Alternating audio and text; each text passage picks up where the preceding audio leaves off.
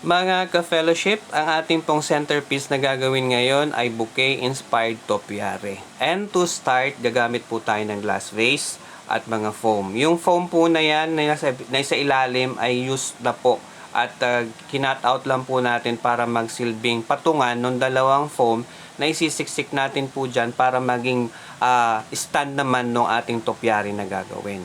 Ayan po siya. At make sure na babad na po yan sa solution. One time po tuturuan ko po kayo kung paano magbabad at isasabihin ko po sa inyo kung paano po yung ways na ating pong gagawin para magkaroon po kayo ng idea.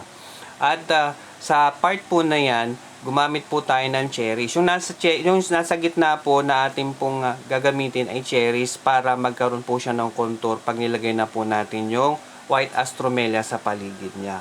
At siguraduhin po natin na natalian po natin ng mahigpit para hindi po magkalas-kalas yung ating pong mga flowers.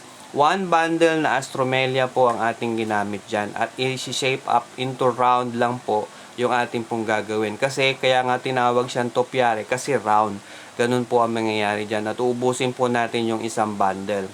Kapag natapos na po natin, tatalian po natin siya na mahigpit dun sa may taas. Aayusin po natin yung mga dahon sa paligid at pagkatapos ay tatalian din po natin yung bandang ibaba.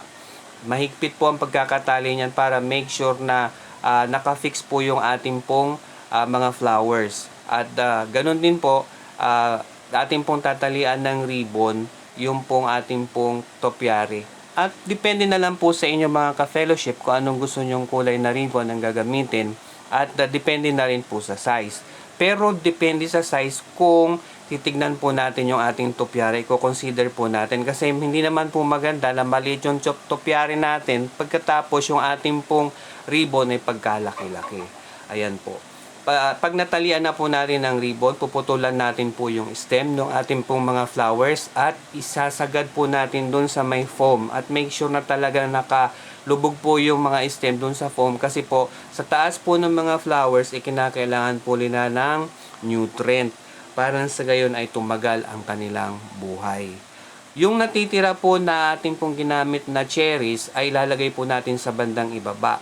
At kung papansin po ninyo, yung sa baba po natin nilagay, ay stem lang po yung ating pong ikinat. Pagkatapos yung pong ating pong mga buds po niya is sinet aside po natin for further purpose. Ganyan po ang gagawin natin para nang sa ngayon makikita siksik po yung ating pong centerpiece at hindi po makikita yung foam na nasa ibabaw. Ganyan po ang ating gagawin. Pero bago natin po ilagay yung ating pong mga cherries for the last part, unahin muna nating ilagay yung ating pong mga roses. Yung roses po, depende na rin po sa inyo kung anong kulay yung gustong ilagay. Pero mas maganda po kasi dyan light colors din ang ating pong gagamitin para mag-reflect. Kasi kung papansin po ninyo, ang red color po ng flowers o kahit na ng roses, kapag malayo na, hindi na po siya masyadong visualize. Kaya lang dyan sa part na yan, ang ating pong ginamit ay red dahil po yung ating background ay white. Kaya titignan po natin din yung ating pong paglalagyan. At kung titignan po ninyo, yung mga roses nasa harap lang po kasi hindi naman po makikita yung ating pong mga flowers kapag inilagay natin sa likod dahil centerpiece sa stage po ang paglalagyan po natin yan. At sa last touch, gagamit po tayo ng buds na ating pong mga cherries at ilalagay po natin yan according dun sa area na kinakailangan. Ayan po siya. Ganyan po ang ating pong gagawin.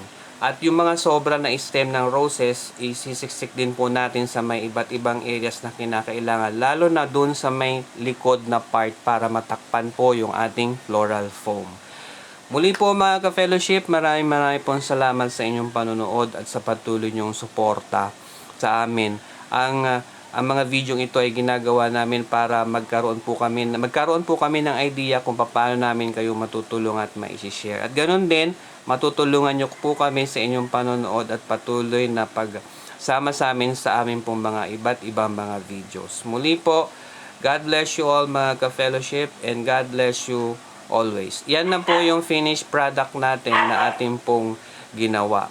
Sinisiksik lang po natin ng mga iba't ibang dahon. Muli po, thank you mga ka-fellowship. God bless you all and God bless you always.